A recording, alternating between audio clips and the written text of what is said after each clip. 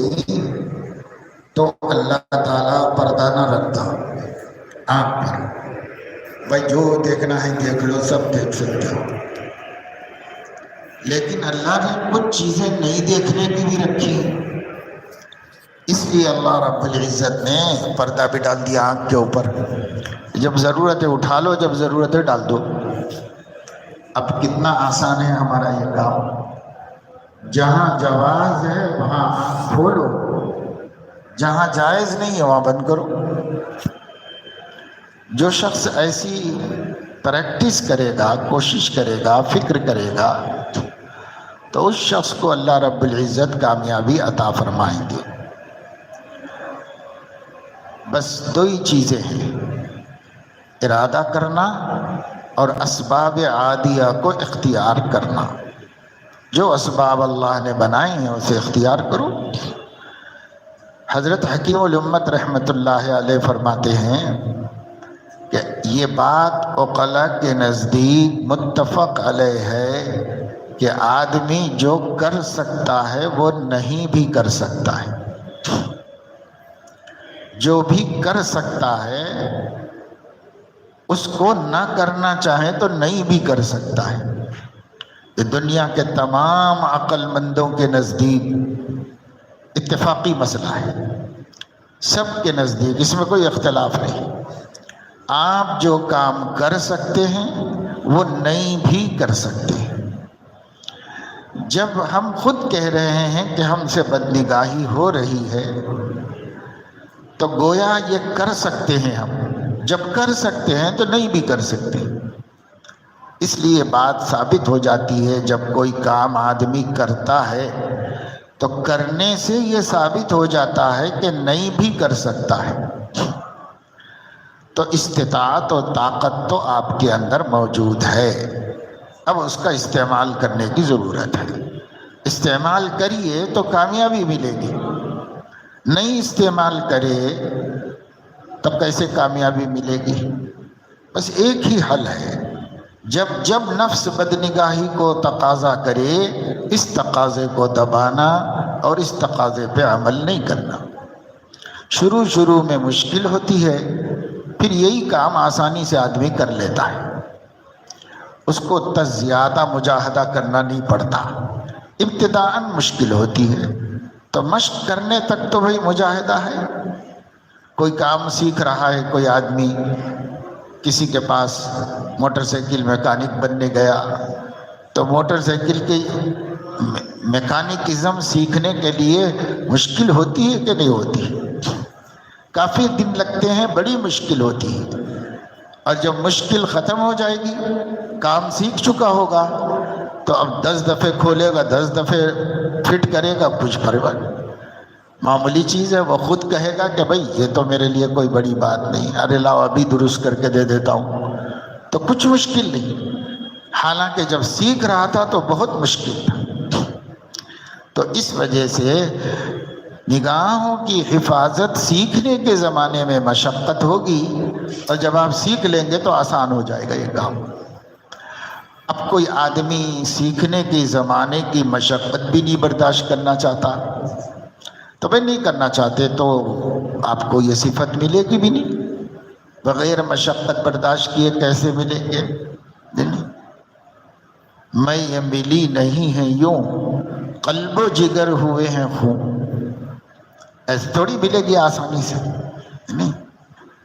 کچھ نہ پوچھو یہ دل بڑی مشکل سے بن پاتا ہے، دل آئینہ 1000 رگڑے کھائے بن پاتا ہے دل۔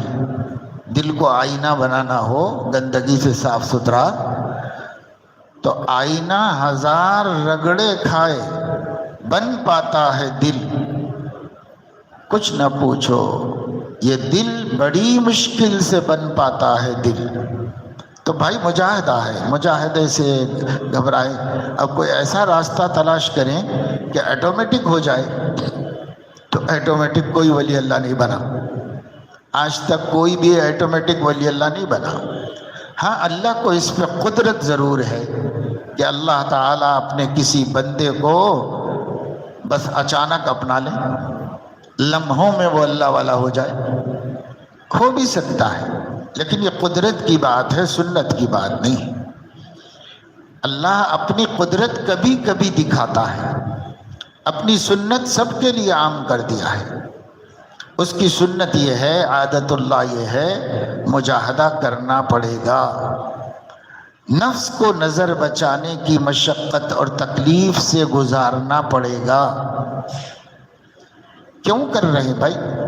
اسی لیے کہ بھائی تھوڑا سا کچھ لطف، تھوڑی سی کوئی لذت مل جا رہی ہوگی، اسی لیے تو کر رہے۔ تو ہم نفس سے کہیں کہ نہیں صاحب، ہم نہیں دیں گے یہ لذت آپ کو، اور اس لذت کی خاطر آخرت کی دائمی اور ابدی لذتوں کو قربان نہیں کریں گے۔ یہ آدمی اپنے نفس کے ساتھ سخت سمجھوتا کر لے، جب تک آپ کے ارادے میں پختگی نہیں ہوگی آپ مقاصد میں کامیاب نہیں ہو سکتے۔ ارادے کی پختگی کی ضرورت ہے۔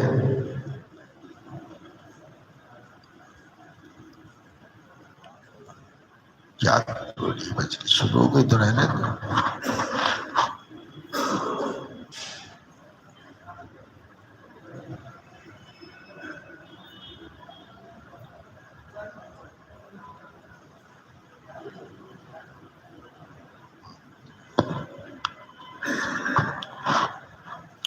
بس ضرورت بھی نہیں، اب ضرورت نہیں بس۔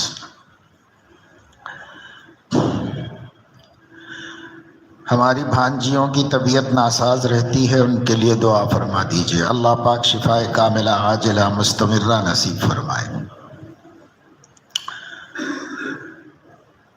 ہمارے علاقے میں قرآن خوانی اور ختم قرآن کا رواج بکثرت ہے، اور ہم خود اس کے اندر مبتلا ہیں، تو ہمارا وہاں جانا اور اس سے حاصل ہونے والے پیسوں کا استعمال کرنا کیسا ہے؟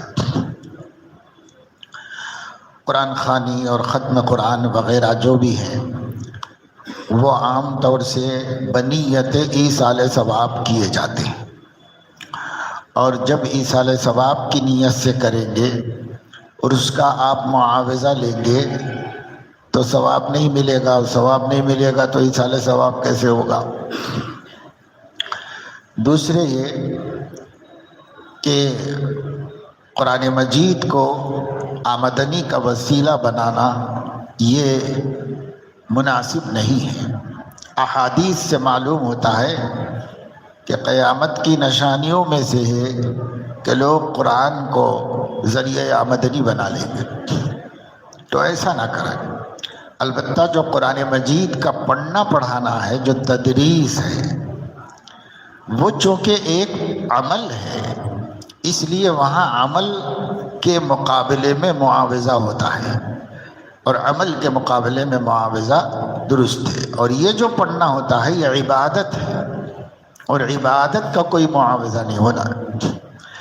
اس لیے عمل اور عبادت میں فرق کرنا چاہیے، اور یہ جو رواج ہے رواج کو بھی ختم کرنا چاہیے کہ قرآن خوانی کیا چیز ہے، ایک رسم لوگوں نے بنائی ہے، ایک بدعت ہے جو علاقوں میں رائج ہو گئی۔ ہمارا کام ہے بدعات کو ختم کرنا اور سنتوں کا احیاء کرنا، یہ ہمارا کام ہے۔ اس لیے من سن فی الاسلام سنتا حسنتا فلہ اجرھا واجر من عمل بها۔ اس لیے اجر کے لیے کرو، ثواب کے لیے کرو، اور جو رواجی طریقے ہیں ان رواجوں سے ثواب بھی نہیں ملتا، اس لیے اس رواج ہی کو ختم کرو، اس رواج ہی کو ختم کرو۔ خاندان کے لوگ کرتے ہیں تو انہیں سمجھاؤ، اگر وہ نہ سمجھ سکے تو ان کو چھوڑ دو، خود بچ جاؤ بس اس سے۔ ایک علاقے میں گئے تھے مہاراشٹر کے، ابھی اسی ہفتے میں، تو ایک صاحب جن کے گھر میں قیام تھا، مخلص مسلمان، علماء کے قدرداں لوگوں نے بتایا، چاہتے یہ ہیں کہ کوئی بھی عالم آئے تو ہمارے گھر میں ٹھہرے۔ اب بیچارے جی جان سے خدمت بھی کرتے رہے، لیکن گھر میں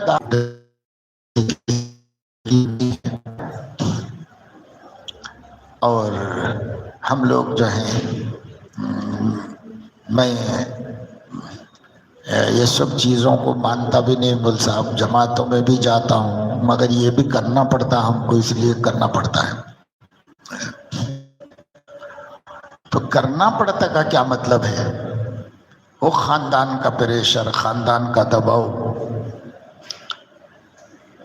ہم اگر دین پر چلنا چاہتے ہیں تو ہمیں اس تکلیف کو بھی اٹھانا پڑے گا، اور جو چیزیں غلط ہیں ان چیزوں کا غلط ہونا لوگوں کو بتانا پڑے گا کہ بھائی یہ چیز کتاب و سنت سے ثابت نہیں ہے، جو چیز قرآن حدیث میں نہیں ہے وہ نہیں ہونی چاہیے۔ ہم لوگوں کو اپنی آخرت کی فکر کرنی ہے۔ اللہ تعالی ہم سے سنت کے بارے میں پوچھیں گے اور بدعت کا مواخذہ کریں گے اور اس کی سزا دیں گے، اس لیے بدعات خرافات کو چھوڑ دینا چاہیے۔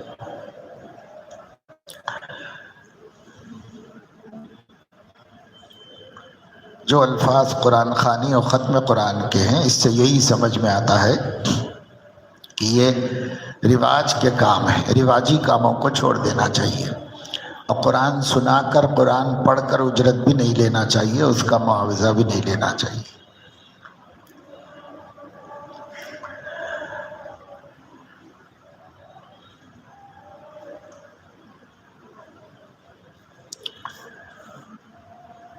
عرض خدمت اقدس یہ کہ اس سے قبل ضرورت، خواہش اور اسراف سے متعلق عمدہ مذاکرہ ہوا تھا۔ درخواست ہے کہ اسراف سے بچنے کے لیے وضاحت فرمائیں۔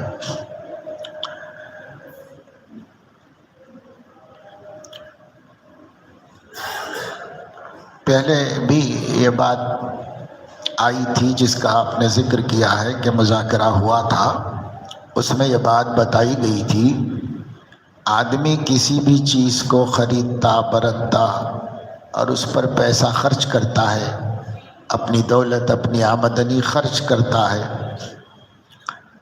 تو یا تو وہ اس کی ضرورت ہوتی ہے، ضرورت پر خرچ کرنا یہ حکم ہے، نہ کرنا گناہ ہے۔ پیسہ ہے ہمارے پاس اور ہم اپنی ضرورت کو خواہ دبا رہے ہیں اور خواہ اپنے کو تکلیف میں ڈال رہے ہیں، تو ضرورت پر تو خرچ کرنا ضروری ہے۔ اور ضرورت کس کو کہتے ہیں؟ یہ علماء سے سمجھنے کی چیز ہے کہ ضرورت کس کو کہتے ہیں۔ مختصر یہ ہے کہ ضرورت کے معنی ہے جس کے نہ ہونے سے تکلیف ہو، وہ ضرورت ہے۔ اور جو چیز ایسی ہے کہ جو نہ ہو تو بھی کوئی تکلیف نہیں، وہ ضرورت نہیں ہے۔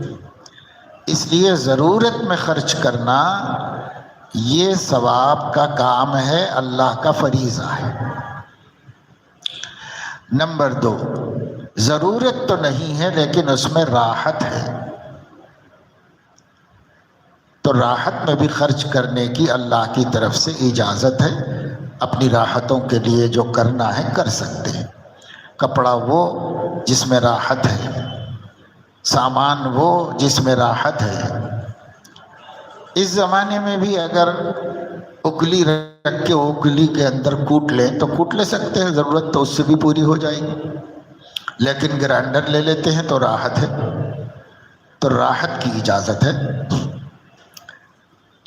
آج بھی لکڑیوں پہ پکا کے کھا سکتے ہیں، لیکن زحمت ہے، اس میں ضرورت پوری ہو جائے گی مگر زحمت ہے، لہذا آپ گیس کا چولہا لے لے سکتے ہیں۔ تو ضرورت میں خرچ کرنا ضروری، راحت کے لیے خرچ کرنا جائز۔ اللہ نے دیا ہے تو اپنے لیے سہولت اور راحت کا انتظام کر سکتا ہے، کرنا چاہیے، خواہ مخواہ مشقت میں نہیں پڑنا چاہیے۔ حدیث میں حضرت علیہ السلام کا مزاج بتایا گیا ہے کہ آپ اہون البلیتین کو اختیار کرتے تھے، بالکل انسانی نیچر اور طبیعت پر تھے آپ۔ جہاں مشکل ہے اور آسان ہے، مشکل کو چھوڑ دو، آسان کو لے لو، آسان کو آپ اختیار کرتے تھے۔ مشکل میں پڑھنا کوئی کمال کی بات نہیں، اللہ ڈالنا نہیں چاہ رہا تو آپ کیوں پڑھیں؟ ہاں کسی کے پاس گنجائش نہیں ہے، کسب حلال اتنا نہیں ہے کہ وہ راحت سے رہ سکے، تو کوئی بات نہیں، مشکل اٹھائے اللہ کے لیے، اللہ سے راضی رہے اور ترقی ہوگی، اللہ اس سے خوش ہوگا، راضی ہوگا۔ لیکن اللہ نے دیا ہے تو مشکل میں پڑنا یہ نبی کی سنت نہیں۔ اللہ نے دیا ہے تو آرام سے رہو۔ تو نمبر 1 ضرورت، اس میں خرچ کرنا ضروری ہے۔ نمبر 2 راحت، سہولت، راحت اور سہولت میں خرچ کرنا جائز ہے اور پسندیدہ ہے اللہ تعالیٰ کے نزدیک۔ نمبر 3 اپنے کو اچھا لگنے اور پسند آنے کے لیے خرچ کرنا۔ ایک چیز ہے جس سے ضرورت بھی پوری ہو جا سکتی ہے اور اس میں راحت بھی ہے، لیکن کبھی انسان کو اچھی نہیں لگتی، پسند نہیں آتی، اس کے علاوہ دوسری کوئی چیز پسند آتی ہے اور وہ چیز اس سے مہنگی ہے، تو اگر اللہ نے دیا ہے تو پسند کے لیے بھی پیسہ خرچ کرنے میں کوئی حرج نہیں ہے، وہ بھی جائز ہے اور درست ہے۔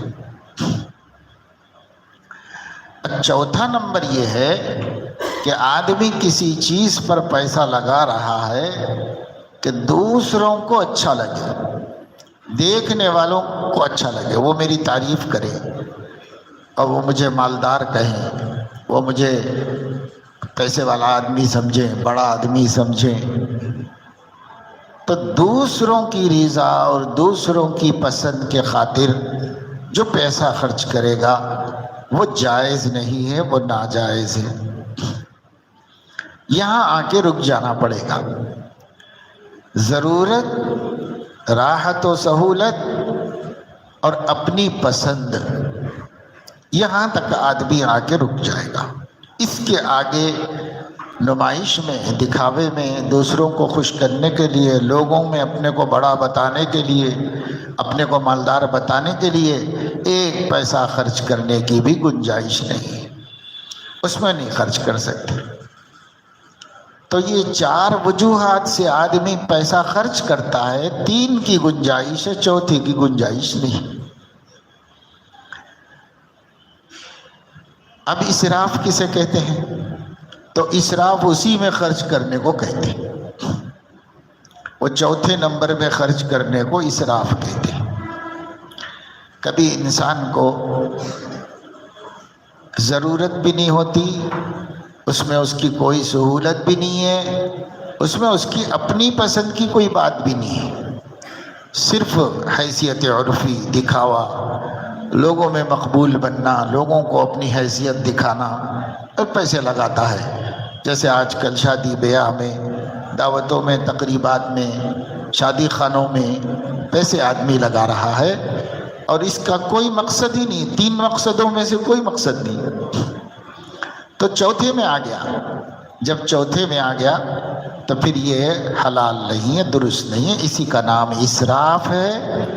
اور اسراف میں جب آدمی خرچ کرتا ہے یا اسراف کرتا ہے تو پھر ان المبذرین کانوا اخوان الشیاطین، بے ضرورت پیسہ خرچ کرنے والے شیطان کے بھائی ہے، یعنی شیطان ہی ہے۔ اور لا تسرفوا ان اللہ لا يحب المسرفین، اسراف مت کرو، اللہ مسرفین کو پسند نہیں کرتا۔ تو گویا آدمی اپنا پیسہ خرچ کر کے اللہ کا غضب اور اس کا ناراضگی مول لیتا ہے، اپنا پیسہ خرچ کر کے اللہ کو ناراض کرتا ہے، اس لیے اسراف میں نہیں خرچ ہونا چاہیے۔ تقدیر سے متعلق بھی وضاحت فرمائیں تو بہت مہربانی ہوگی۔ بھائی تقدیر کا مسئلہ ایسا ہے، اجمالاً ایمان لانا، 2 مسئلے ایسے ہیں جس کی تفصیل میں جانے سے روک دیا گیا ہے۔ ایک مسئلہ توحید کا اور ایک مسئلہ تقدیر کا، بس یہ 2 مسئلوں کی تفصیل میں جانا ممنوع ہے۔ نہیں جانا چاہیے، بالخصوص عوام الناس کو اس کی زیادہ تفصیل معلوم کرنے سے گریز کرنا چاہیے، بچنا چاہیے۔ فکر ہی مت کرو، بس ایمان لاؤ اس کے اوپر، اور یہی عافیت کا راستہ ہے، اور اسی میں نجات ہے، خطرات سے حفاظت ہے۔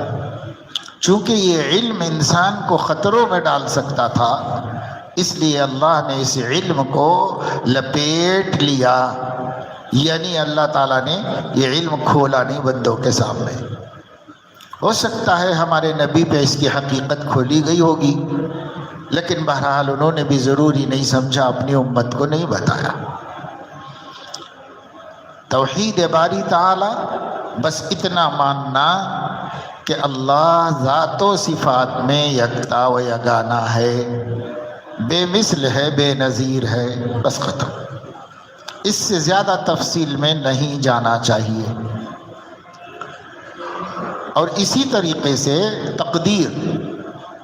تقدیر اللہ کا پلان ہے، ہم اس کے حق ہونے پر ایمان رکھتے ہیں۔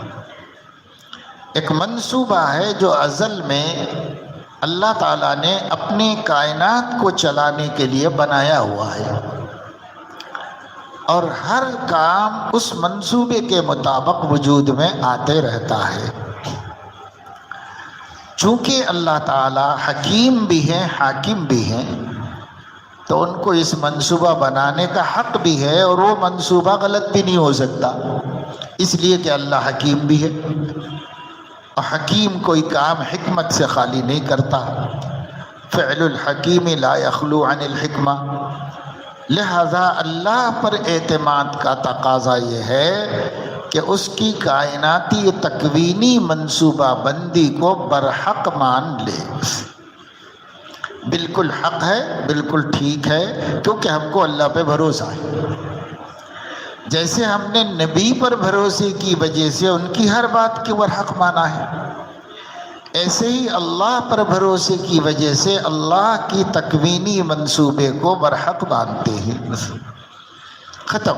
اب اس سے زیادہ تقدیر میں مت جاؤ، جو اس میں گھسے گا وہ اپنے ایمان کو وہیں چھوڑ کے آئے گا، اس لیے اس میں داخل مت ہو۔ ایمان لے کر باقی رکھنا ہے تو دو چیزوں میں ڈسکشن مت کرو، گفتگو مت کرو۔ حقیقت توحید تک پہنچنے کی کوشش مت کرو، اور حقیقت تقدیر تک پہنچنے کی کوشش مت کرو۔ بس جو اس کا تعارف ہے، اس تعارف کو جاننا اور اس پر ایمان لانا، بس یہ کافی ہے۔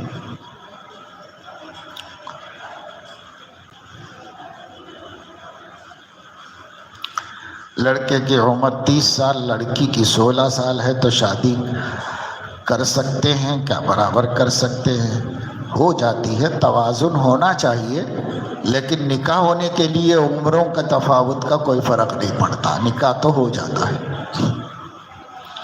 یہ تو بہت چھوٹا فرق آپ نے لکھا ہے، اب تو اخباروں میں ایسا آتا ہے کہ صاحب 65 سال کے، 70 سال کے صاحب جو ہیں انہوں نے 16-17 سال کی بچی سے شادی کر لی ہے، تو شادی تو ہو جاتی ہے بھائی، شادی ہونے میں کیا ہے؟ اب دونوں متفق ہیں، میاں بیوی راضی، تو کیا کرے قاضی؟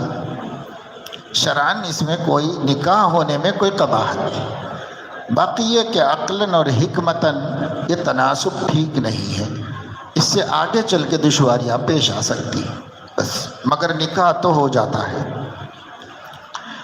ذکر کی پابندی نہیں ہو رہی ہے، جو بات میں نے پہلے سوال کے جواب میں کہی وہی اس کا جواب ہے۔ ذکر کی پابندی کرنے سے ہوتی ہے، کریں گے تو ہوگی، نہیں کریں گے تو نہیں ہوگی۔ اب وہ اپنے ہاتھ میں ہے کہ کریں نہ کریں۔ باقی یہ کہ انسان معذور بھی نہیں ہے، انسان مجبور محض بھی نہیں ہے۔ یہ تو بدعقیدہ لوگوں کا خیال ہے کہ آدمی مجبور ہے۔ اہل السنت کا عقیدہ یہ ہے کہ آدمی مجبور محض نہیں ہے، طاقت بھی رکھتا ہے۔ جب طاقت رکھتا ہے وہ استعمال کرو اور کامیابی حاصل کرو۔ آپ طے کر لیں، بھائی کوئی آدمی یہ نہیں بول رہا ہے کہ میرے سے 3 وقت کھانا کھانا نہیں ہو رہا، میرے سے شام کا کھانا کھانا نہیں ہو رہا، بہت ناغے ہو جا رہی، میرے سے ناشتے میں بہت ناغے ہو جا رہے ہیں، ایسا کوئی بھی نہیں بول رہا ہے۔ ٹائم پہ کھا رہا ہے، دوپہر کا کھا رہا ہے، شام کا کھا رہا ہے۔ اب بھائی جب اپنے معمولات ٹائم پہ ہوتے ہیں اور وہ ناغا ہونے کی کسی کو شکایت نہیں ہو رہی ہے تو ذکر بھی تو روح کی غذا ہے۔ حضرت حکیم کلیم اللہ صاحب دامت برکاتہم فرماتے ہیں ذکر کا ناغا روح کا فاقہ، ذکر ناغا ہوا روح بھوکی ہے۔ اب بھوکی روح کمزور ہو جائے گی جیسے بھوکا جسم کمزور ہو جائے گا۔ تو اگر ہم کھانا کھانا چھوڑ دیں گے تو ہمارا جسم کمزور ہو جائے گا، ہم ذکر کرنا چھوڑ دیں گے تو ہماری روح کمزور ہو جائے گی۔ اس لیے فاقہ مت کرو، ناغا مت کرو، پابندی سے کرو، اور نفس سے کہو کہ جیسا کھانے میں ناغا نہیں کر رہا ہے ایسے ہی جو ہے ذکر میں بھی نہیں کرو ناغا۔ روزانہ منجن کرتے ہیں، منجن کرنے میں ناغا نہیں ہوتا۔ بعض لوگوں کو کچھ کھانے کے لیے پیش کرو تو بولتے ہیں نہیں ابھی منجن نہیں کرا، ابھی برش نہیں کرا، ایسا بولتے ہیں۔ کھاتے بھی نہیں، دینے پر بھی نہیں کھاتے، کیونکہ ابھی انہوں نے منجن نہیں کیا ہے، ابھی برش نہیں کیا ہے۔ تو اتنے پکے پابند ہو سکتے ہیں، ذکر اللہ کے کیوں نہیں پابند ہو سکتے ہم؟ ذکر اللہ کے بھی ہم پابند ہو سکتے ہیں، بس یہی ہے کہ ہم ہوتے نہیں ہیں۔ ہونا چاہیں گے تو ہو جائیں گے۔ جس دن آپ کا ارادہ پکا ہوگا اس دن سے آپ پابندی شروع کریں گے اور آپ کو دنیا کی کوئی طاقت پابندی سے روک نہیں سکے گی۔ ہر حال میں پابندی کرتا ہے آدمی، جن چیزوں کی عادت ہوتی ہے۔ غسل کرتے ہیں لوگ، کپڑے بدلتے ہیں، پابندی سے کر رہے ہیں، ناغی نہیں ہو رہا۔ تو یہ ذکر اور تلاوت اور درود شریف یہی کیوں ناغا ہوتی ہے؟ تو ناغا نہیں کرو بھائی، ہمت کرو، اس سے کامیابی ملے گی۔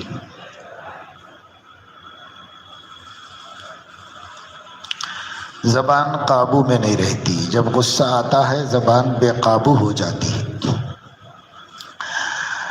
اصل مرض تو غصے کا ہے، کیونکہ غصہ نہیں ہے جس وقت، اس وقت تو زبان قابو میں ہی ہے۔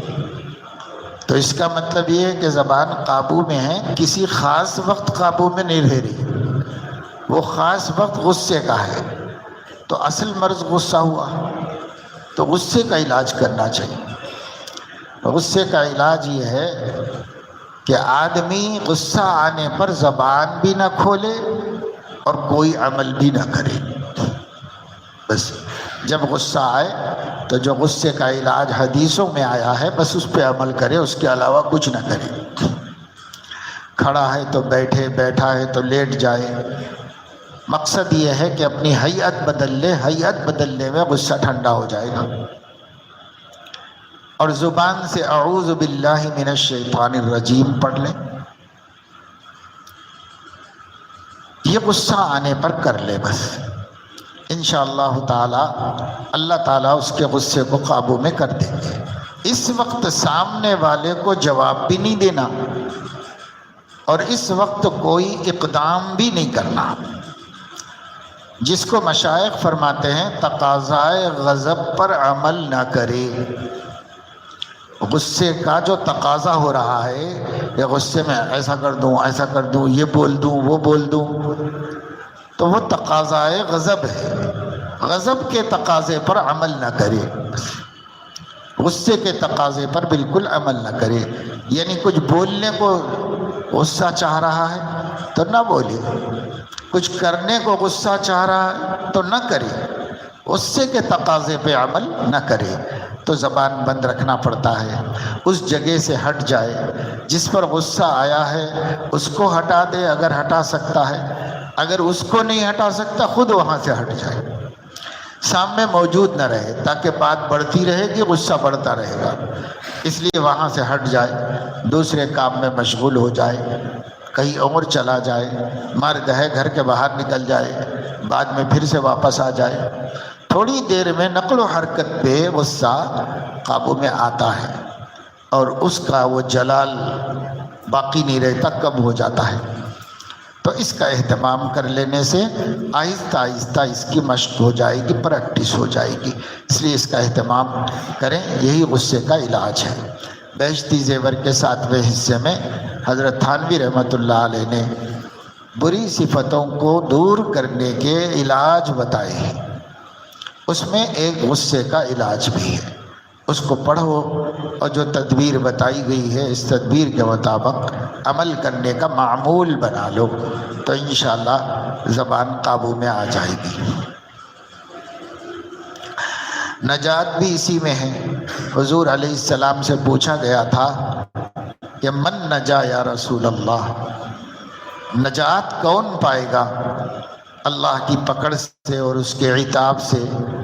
تو حضور علیہ السلام نے فرمایا املک علیک لسانک، اپنی زبان کو قابو میں رکھو، بس اپنی زبان پر کنٹرول رہے۔ ہمارا دل، ہماری عقل جب تک بولنے کا فیصلہ نہ کرے نہ بولے، بس جی چاہنے سے بولنا چھوڑ دے، جو جی میں آیا نہ بولے، عقل سے تصفیہ کرائیں کہ بولنا چاہیے کہ نہیں بولنا چاہیے، اس کے بعد بولے۔ ایسا کرنے سے قابو میں آئے گی، ورنہ یوں زبان بے ہاتھ میں ہی نہیں ہے ہمارے تو جدھر چاہے ادھر جائے گی، منہ مارے گی اور جوتے کھائے گی۔ اس وجہ سے زبان قابو میں رکھنے کے لیے زبان کو من کا پابند مت کرو، زبان کو عقل کا پابند کرو۔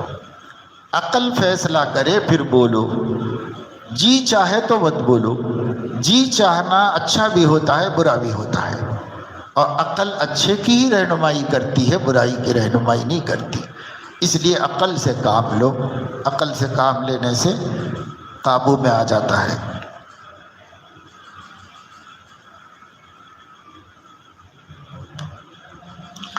مومنین کی صفات میں سے یہ بھی ہے کہ وہ غیر مشہور ہوتا ہے، اگر کسی مجلس میں وہ نہ ہو تو اس کو تلاش نہیں کیا جاتا ہے اور وہ سادگی پسند ہوتا ہے۔ ان صفات کو اپنے اندر کیسے پیدا کریں؟ پہلے تو یہ مومن کی صفات نہیں بیان کی گئی، اسے حضور علیہ السلام نے اللہ کے کچھ خاص بندوں کی صفات میں شمار کیا کہ اللہ کے کچھ خاص بندے ایسے مستور الحال ہوتے ہیں کہ ان کے تعلق مع اللہ کو لوگ پہچان نہیں سکتے، ان کی تدین کو، ان کے دین پر مضبوطی کو عام آدمی نہیں پہچان پاتا، وہ سب لوگوں میں عام لوگوں کی طرح ہی ہوتے ہیں، لیکن اللہ سے ان کا تعلق اتنا مضبوط ہوتا ہے کہ لو اقسم علی اللہ لابرہ، وہ یوں کہہ بیٹھے کہ ابھی بارش چاہیے، خدا کی قسم بارش ہونی چاہیے تو اللہ برسا کے ہی دے گا، اتنا قریبی تعلق اس کا اور اللہ کے درمیان میں ہوتا ہے۔ ایسے بندے، ان کی کوئی خاص علامت نہیں ہے، بلکہ وہ لوگ اپنے کو اللہ کے اس قرب کو پر پردہ ڈال دیتے ہیں تاکہ بندوں کو پتہ نہ چلے کہ ہمارا اللہ کے کتنا قریبی تعلق ہے، اس کے لیے پردہ ڈال دیتے ہیں۔ کیا پردہ ڈال دیتے ہیں؟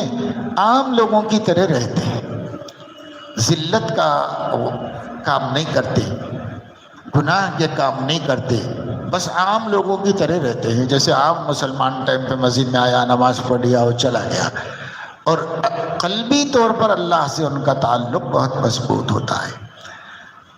اسی وجہ سے کسی مجلس میں جاتے ہیں تو ان کو کوئی اہمیت نہیں دیتا، تو کوئی بلاتا بھی نہیں، کوئی عزت بھی نہیں دیتا ان کو، اور بیچارے جہاں جگہ ملی وہ بیٹھتے ہیں، بیٹھ کے اپنا چلے جاتے ہیں۔ اسی طریقے سے کسی مجلس میں موجود نہیں ہوتا تو کوئی ڈھونڈواتا نہیں، تلاش نہیں کرتا، ارے بھائی فلاں صاحب نظر نہیں آ رہے، کیونکہ ان کے ہونے نہ ہونے کا کسی کو کچھ اثر ہی نہیں ہوتا۔ تو ایسی سادگی اختیار کر لیتے ہیں وہ اپنی زندگی کے اعتبار سے، لیکن روحانی طور پر، قلبی طور پر تعلق مع اللہ اتنا مضبوط ہوتا ہے کہ اگر وہ اللہ سے ضد لے کے بیٹھ جائیں تو اللہ پوری کر دے گا۔ جیسے چھوٹے بچے کو ماں باپ اس کی ضد پوری کر دیتے ہیں محبت کی وجہ سے، اللہ بھی کر دیتا ہے ان کی، ایسے بندے ہوتے ہیں۔ تو ظاہر ہے کہ یہ ایسے بندے بننے کے ہم معمور بھی نہیں ہیں، تو پھر ہمیں اس کا طریقہ جاننے کی کیا ضرورت ہے؟ ہم اس کے معمور بھی نہیں ہیں، کیونکہ وہ ایک خاص تعلق ہے جو پیدا ہو گیا کسی بندے کے اور اللہ کے درمیان۔ ہم معمور کس چیز کے ہیں؟ تو ہم معمور ہیں اتباع شریعت و سنت کے۔ ہر کام شریعت و سنت کے مطابق کرتے چلے جاؤ۔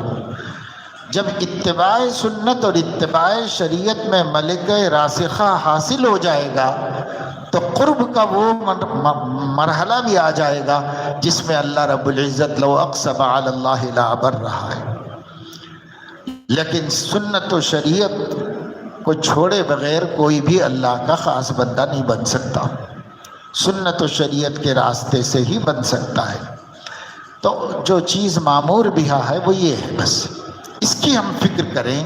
ہماری 24 گھنٹے کی زندگی، شب و روز کا لمحہ لمحہ وہ خلاف سنت نہ ہو، سنت کے مطابق گزرے، شریعت کے حکموں کے تابع گزرے، شریعت کے رنگ میں رنگے ہوئے ہوں ہم، یہ اس کی محنت کریں، اور یہ اختیاری ہے۔ اور اللہ کا کوئی خاص قرب حاصل ہو جانا غیر اختیاری ہے، حاصل ہو جائے ظاہر نصیب، اور نہ حاصل ہو تو کوئی حرج کی بات نہیں، جو ہمیں حکم ہے وہ کرے بس۔ تو اس کا اہتمام کرو، اسی سے وہاں تک بھی پہنچ سکتے ہو، اور اس کے بغیر تو وہاں تک نہیں پہنچ سکتے۔ البتہ بعض بندے ہیں جن پر جذب کی کیفیت طاری ہو جاتی، وہ اللہ کے کھینچے ہوئے بندے ہیں، وہ ہمارے ہاتھ میں نہیں۔ اللہ یجتبی الیہ من یشاء، جس کو چاہتا ہے مجتبی اور مصطفیٰ بنا لیتا ہے۔ اللہ خود سے بناتا ہے تو اس کے ارادے سے تعلق ہے، وہ ہمارے ارادے سے اس کا کوئی تعلق نہیں۔ اس وجہ سے ایسی چیز کی تمنا کی ضرورت نہیں ہے جو ہمارے اختیار میں نہیں ہے۔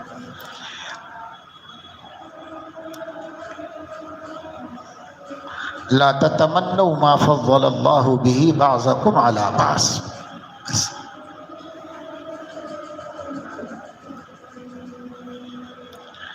اپنے شیخ کی صحبت میں رہتا ہوں تو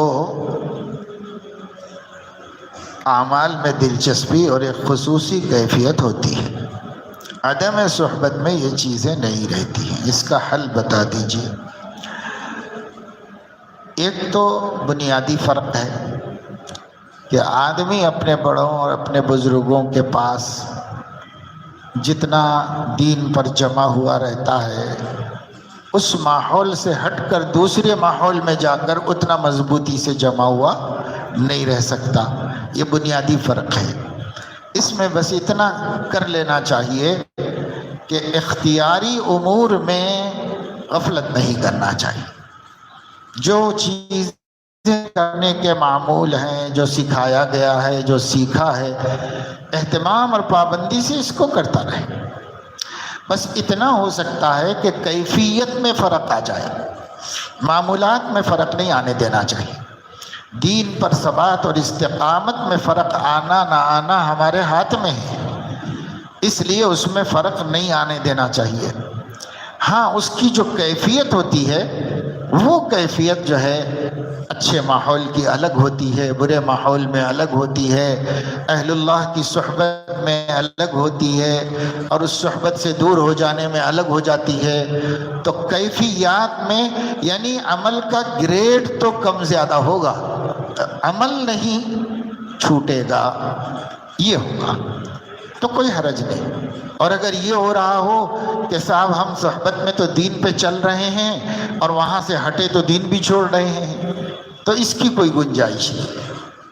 دین جتنا ہمارے ذمے ہے، جو ہم معمولات ہم نے بنا لیے ہیں شیخ کی صحبت میں رہ کر، وہ سارے معمولات دینیہ کو یہاں بھی برقرار رکھیں، گھر پر جا کر بھی برقرار رکھیں۔ فرق ہوگا تو بس اس کی کیفیت میں ہوگا کہ یہاں کیفیت اعلیٰ درجے کی ہوگی اور ہم ماحول سے ہٹیں گے تو ذرا کیفیت میں گراوٹ آئے گی۔ تو صرف کیفیت میں ہونا چاہیے فرق۔ عمل میں نہیں ہونا چاہیے. عمل یہاں بھی وہی وہاں بھی وہی، کیونکہ اللہ کے لیے کر رہے ہیں.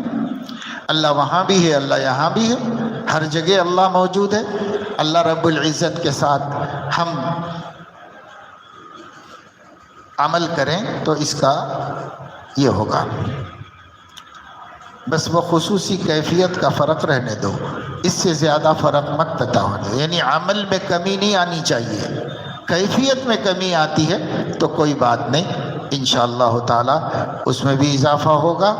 اور حضور علیہ السلام کے صحابہ کی بھی گھروں میں وہ کیفیت نہیں ہوتی تھی جو آپ کی مجلس میں ہوتی تھی.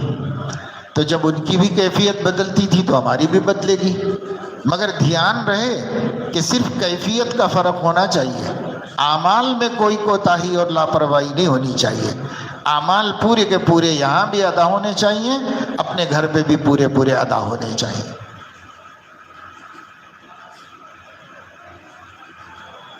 شیخ کا دل جیتنا، ان کو خوش کرنا، یہ جذبہ اور اس کی کوشش کرنا درست کام ہے یا نہیں؟ یہ بہت درست کام ہے، اس واسطے کہ شیخ کی خوشنودی غیر اللہ کی خوشنودی نہیں ہے. وہ اس سے محبت اسی لیے کرتا ہے کہ اللہ تک پہنچ جائے، وہ اس کی اطاعت اسی لیے کرتا ہے کہ اللہ کو پالے. تو دو چیزوں کو، اس کو غیر اللہ نہیں سمجھنا چاہیے. اشکال جو پیدا ہوا وہ غیر اللہ سمجھنے میں پیدا ہوا. یعنی اپنے بڑوں کو، اپنے مربی کو، اپنے استاذ کو دین کی نسبت سے خوش کرنا، اس کے پیچھے جذبہ دراصل یہی ہوتا ہے کہ یہ خوش ہو جائیں گے تو یہ چونکہ اللہ کو، ہم کو اللہ سے خوش کرانا چاہ رہے ہیں تو اللہ ہم سے خوش ہو جائے گا. تو مقصود اللہ کی ذات ہے، مقصود شیخ نہیں ہوتا. چونکہ ذریعہ ہے اس لیے ذریعے سے اس کو محبت ہوتی ہے، اور اس ذریعے کو خوش کرنا اصل کو اور مقصود کو خوش کرنا ہوتا ہے. اس لیے اس میں کوئی حرج کی بات نہیں ہے، کوئی غیر شرعی امر نہیں ہے، اور یا اس کو اخلاص کے خلاف نہیں کہتے. دیکھو، ایک صحابی قرآن پڑھ رہے تھے رات میں، تو حضرت علیہ السلام پہنچے رات میں گشت کرتے ہوئے. یہ کہ وہ کہیں بیٹھ کے دن میں پڑھ رہے ہوں مگر ان کو پتہ نہ ہو کہ کوئی سن رہا ہے. تو حضرت علیہ السلام نے سن لیا. ایک ملاقات میں فرمایا کہ ماشاءاللہ تم قرآن بہت اچھا پڑھتے ہو. تو انہوں نے کہا آپ کو کیسے پتہ چلا؟ تو کہا کہ تم فلاں وقت قرآن پڑھ رہے تھے، میں پیچھے ٹھہر کے سنتا رہا اور بہت عمدہ پڑھتے ہو، بہت خوشی ہوئی. تب انہوں نے کہا کہ یا رسول اللہ، مجھے معلوم ہوتا کہ آپ سن رہے ہیں تو میں اس سے بھی زیادہ سنوار کے پڑھتا اور بڑھیا پڑھتا. آپ سن رہے ہیں تو یہاں بھی یہ اشکال ہو سکتا ہے کہ بھئی یہ تو غیر اللہ کی خوشنودی اللہ کی خوشنودی سے زیادہ ہو گئی. تو یہ نہیں ہے، بلکہ ان کا منشا یہ ہے آپ خوش ہوں گے تو اللہ خوش ہوگا، اس وجہ سے میں آپ کو خوش کر دیتا ہوں. تو یہی مسئلہ یہاں پر بھی ہے. لیکن اگر کسی آدمی کا منشا یہ ہے کہ شیخ مجھے نیک سمجھیں، شیخ مجھے جو ہے میرے اخلاق کی تعریف کریں، میرے اعمال کی تعریف کریں، تو یہ غیر اللہ کا ارادہ کرنا ہے. یہ غیر اللہ کا ارادہ کرنا تو پھر غیر اللہ ہی ہے، یہ شرک ہی ہے. یہ نہیں مقصد ہوتا. اس مقصد سے تو جائز نہیں ہے شیخ کی رضا اور خوشنودی کہ وہ مجھے اچھا سمجھے، اس کے لیے تو جائز نہیں. اس کے لیے جائز ہے کہ اگر میں اچھا دکھوں گا تو وہ خوش ہو جائیں گے کیونکہ اللہ خوش ہو رہا ہے، اس لیے وہ بھی خوش ہو جائیں گے. تو ایسی صورت میں اس کا مقصد اللہ کو خوش کرنا ہے، شیخ کو خوش کرنا نہیں ہے، اس کا یہ مقصد ہے. اس لیے دونوں میں ذرا سا فرق ہے، مگر نقصان اور فائدے میں بہت زیادہ فرق ہے. اس کا خیال اور دھیان رکھتے ہوئے اپنے شیخ کو اپنے حالات صحیح طریقے پر بتانا اور ان کے سامنے بھی صحیح زندگی گزار کے دکھانا کہ وہ خوش ہو جائیں، بشرطے کہ ان کے غائبانہ بھی ویسے ہی زندگی گزار رہا ہو. ایسا نہیں ہے کہ غائبانے میں تو کچھ اور سامنے. تو یہ پوری کی پوری ریاکاری اور دکھاوا ہے اور مخلوق کی نظر میں اچھا ہونے کی کوشش ہے.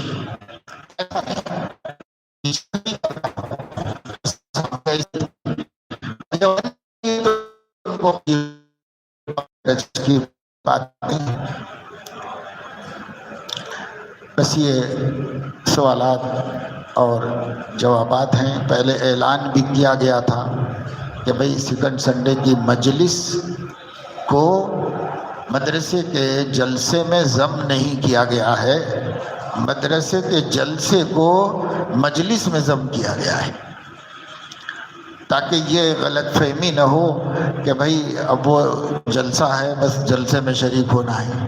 یہ نہیں ہے. بڑی مشکل سے پورے مہینے میں ایک دن نکالتے ہیں اپنی آخرت کے واسطے اور اپنی تربیت کے واسطے. تو ہم نے سوچا کہ بھئی اس مہینے کا یہ دن جلسے کی نظر نہ ہو جائے، بلکہ اصلاً ہماری مجلس چل رہی ہو اور اس کے درمیان میں جلسہ بھی ہو جائے گا، لیکن اصلاً ہماری مجلس چل رہی ہو. اسی وجہ سے میں نے اتفاق سے ہمارے حضرت مولانا نصیر الدین صاحب جو ہیں وہ عمرے کے لیے گئے ہوئے ہیں، اللہ تعالیٰ قبول فرمائے. وہیں حرم شریف میں ہیں، متوجہ ہیں ہمارے کاموں کی طرف اور ہماری مجلس کی طرف اور دعائیں بھی کر رہے ہیں. تو وہ نہیں تھے. صبح فجر کے بعد ذکر کی مجلس بھی ہونی چاہیے تھی، اور طلبہ کی کثرت کی وجہ سے مجھے سمجھ بھی نہیں آیا کہ بھئی سالکین ہیں کہاں. آ کے دیکھا بھی، نیچے بھی آ کے دیکھا ہو یا بھی دیکھا کہ بھئی سالکین کہاں بیٹھے ہیں، کہاں ذکر کر رہے ہیں.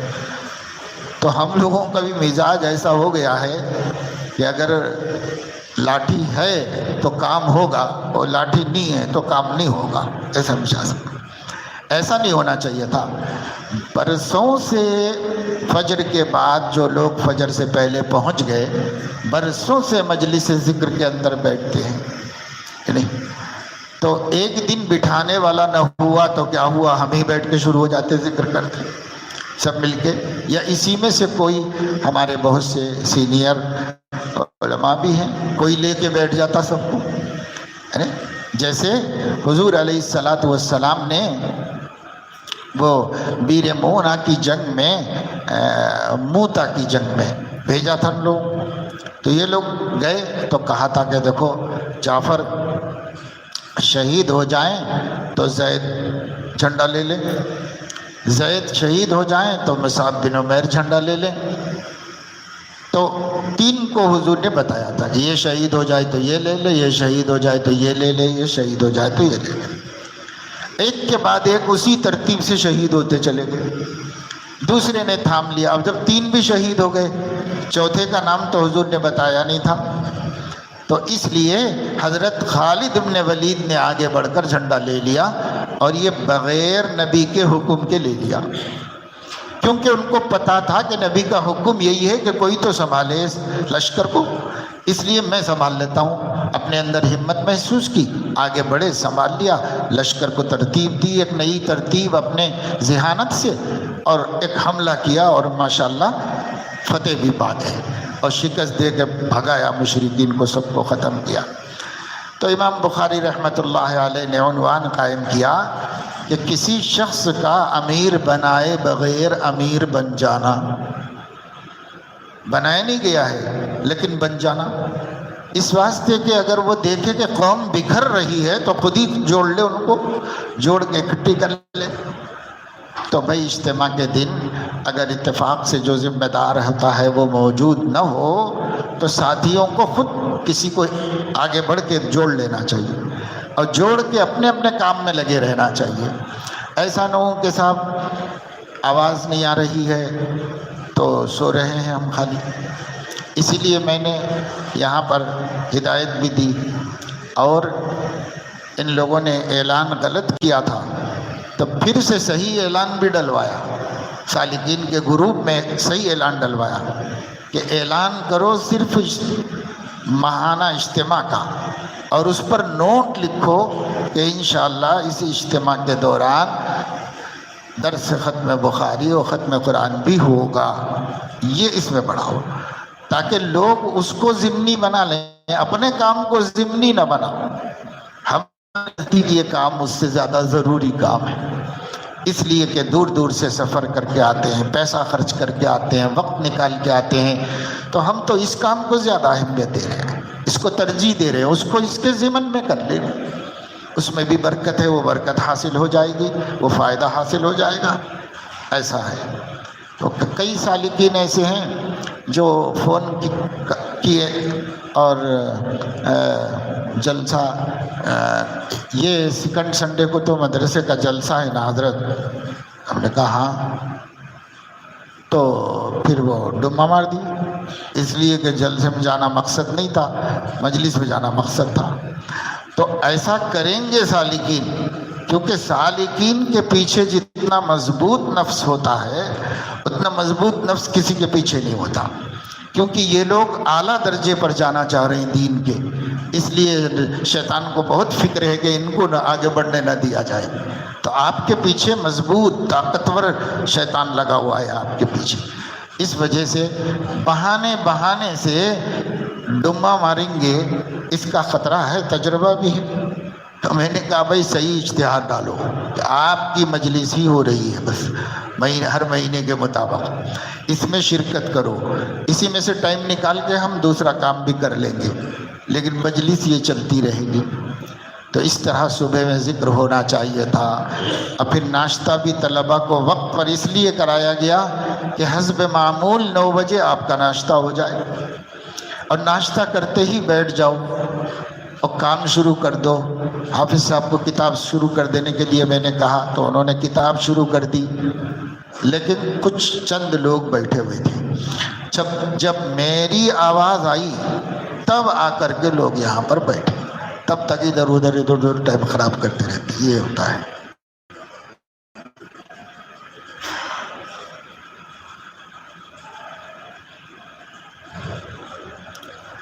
قرآن پڑھنا شروع کرے تو جماعیں آنا شروع ہوتے ہیں ایک صاحب کو، تو آنے دو نا، اس میں کیا حرج کی بات ہے، جماعی سستی کی علامت ہے۔ سوچ لیا کرو کہ انبیاء کو جماعی نہیں آتی تھی۔ امام سیوطی رحمۃ اللہ علیہ نے یہ تجربہ لکھا ہے کہ کسی کو جماعی کا تقاضا ہو اور وہ یہ سوچ لے کہ نبیوں کو جماعی نہیں آتی تھی، ایسا سوچنے سے اس کو بھی نہیں آئے گی، سوچ لینے سے بس، کیونکہ انبیاء کبھی کاہل نہیں ہوا، کوئی نبی کاہل نہیں ہوا، اسی وجہ سے جو نبی کے راستے پہ چلنا چاہتا ہے اس کو بھی کاہل نہیں چل سکتا، اس کو بھی چست ہونا پڑتا ہے، چست آدمی ترقی کرتا ہے۔ کسی نبی کو اللہ نے کاہل اور سست نہیں بنایا، سستی آتی نہیں تھی نبیوں کو۔ بہرحال اب اس مجلس کے اختتام پر چونکہ آپ لوگ خود ہی وقت پہ جمع نہیں ہوئے اور خود ہی سوالات جمع نہیں کیے، اس لیے چند مختصر سوالات جو یہاں آ گئے تھے لوگ ان کے جمع ہو گئے تھے، اس پر میں نے آپ سے بات کر دی ہے، اور اب سب لوگ جو ہیں وہ تھوڑی دیر قرآن مجید کی تلاوت کر لیں، اور ذکر اللہ صبح میں نہیں کیا ہے اس لیے اب کر لیں۔ 11:30 بجے سے وہ جلسہ گاہ میں درس ہوگا بخاری شریف کی آخری حدیث کا، تو 11:30 بجے وہاں پر پہنچے، کیونکہ اس میں بھی برکت ہے، خیر ہے، علم ہے، اس لیے اس کے اندر بھی شرکت کریں، اور اس وقت جو ہے ذکر کی تلافی کر لیں بیٹھ کر کے۔ حافظ ابراہیم صاحب ہیں اور جو ہے ان کے ساتھ آپ لوگ 10 منٹ اللہ کا ذکر کرا دو، تینوں تسبیحات اس وقت ہو جائیں، اور تینوں تسبیحات کے بعد تھوڑی دیر قرآن مجید کی تلاوت کر لو، اور اس بنا کے وہاں درس میں شریک ہونے کی کوشش۔ سبحانک اللہم و بحمدک اشہد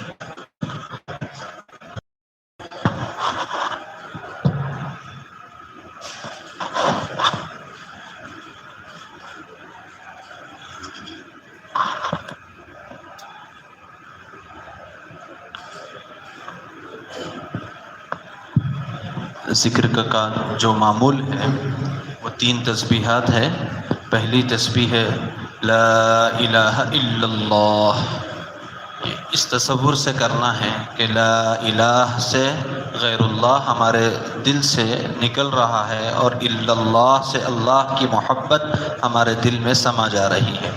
دوسری تسبیح ہے اللہ اللہ، پہلے اللہ بر جل جلالہ کہنا واجب ہے، یہ اس کے بعد ایک تسبیح اللہ کی۔ پھر تیسری تسبیح ہے درود شریف کی۔ ایک درود شریف پڑھنے پر 10 رحمتیں نازل ہوتی ہیں اور ایک گناہ معاف ہوتا ہے اور ایک نیکی لکھی جاتی ہے۔ تو اس کا اہتمام کریں کہ اللہ کے نبی کی محبت ہمارے دل میں سما جا رہی ہے، اور انشاءاللہ اللہ کے نبی صلی اللہ علیہ وسلم کی محبت سے سنتوں پر عمل کرنا ہم لوگوں کے لیے انشاءاللہ آسان ہو جائے گا۔ تو یہ تسبیحات کر لینے کے بعد انشاءاللہ قرآن مجید کی تلاوت کر لیں گے، اس کے بعد 11:30 بجے حضرت والا کے حکم کے مطابق ہم لوگ جلسہ گاہ میں پہنچیں گے۔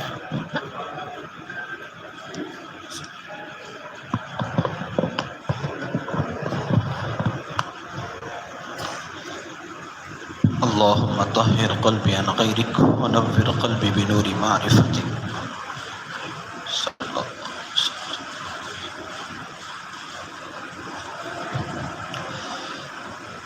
لا الہ الا اللہ محمد رسول اللہ صلی اللہ علیہ وسلم۔